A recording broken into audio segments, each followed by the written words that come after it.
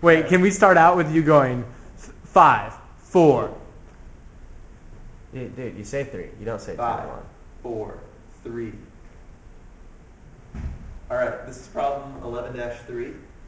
We have a beam with a fixed end at A. For 30 feet, we have a distributed load of 200 pounds per feet.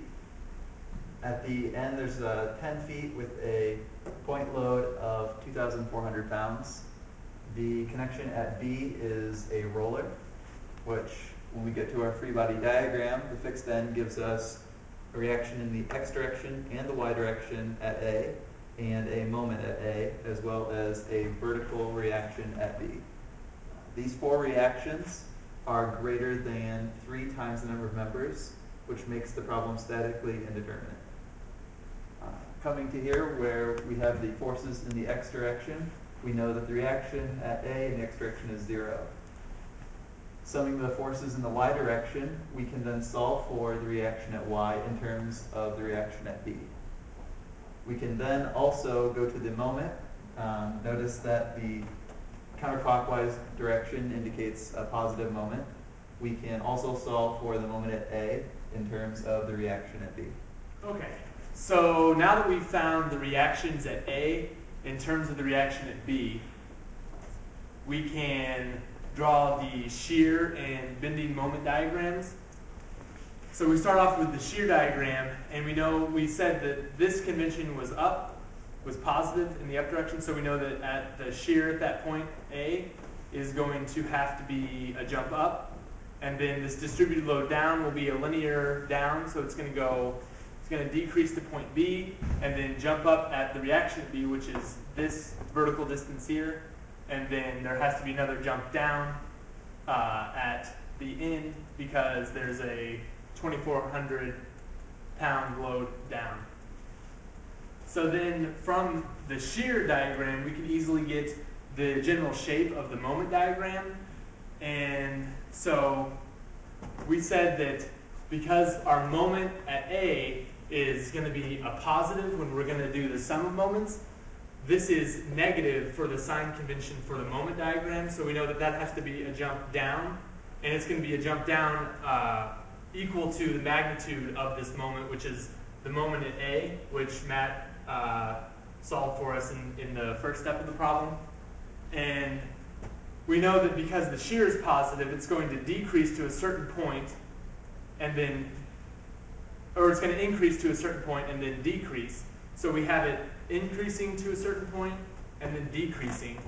And then we know that because the area under the shear curve is the change in the moment curve, we can get the moment at point B by just doing positive 2,400 pounds times 10 feet, and we know this value, and it has to be linear because this is a constant area. So from here, we want to draw our deflected shape, and by looking at the moment diagram, we know that the moment is negative here, so it's going to be a sad face. It's positive here, so it's going to be a happy face, and it's again negative in this region to be a sad face. So if we come over here, we can actually draw the deflected shape. We know that because there's a moment at A, there's going to be no slope. The slope will be 0 at A. And then it'll be a sad face up to an inflection point, which we're calling x1. And then it'll be a happy face until another inflection point, which we're calling x2. And then at B, it has to go back through the original horizontal plane that the beam was on because it is a roller support, and then it'll be some other sad-faced shape here. So we have the general shape of the moment, and we know that it's going to be a parabola, and we know that it's going to be oriented downward, but we need to find out what the exact equation of that moment is going to be. So we can make a cut along the distributed load and do a sum of the moments about that cut to get the exact equation. So what we've done here is we have taken the cut and we have utilized the positive sign convention of counterclockwise for the right side. And so we have a moment at A, and the distributed load, and the reaction at A. So solving for this cut, we can say the sum of the moments about the cut have to be 0. So the moment of the cut plus the moment at A minus the reaction at A times some distance x, which x is going to be valid from 0 to 30 feet. And we have a distributed load. To get the load, we need to multiply it by x, and then to get the moment arm, we need to multiply it by x over 2. So we can solve for the moment of the cut. And ultimately, what we're looking for is these distances here, so we can, because we'll need these distances in order to use the tables out of the back of the book to find the area and moment arm when we're doing the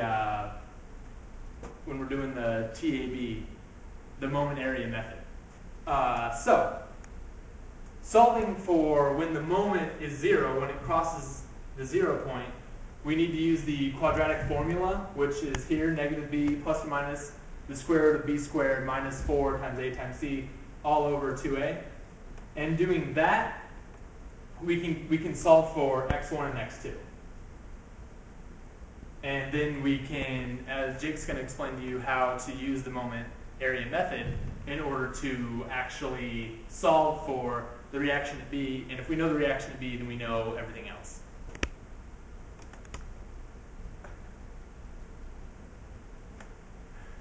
Are you making this awkward? Put this in there.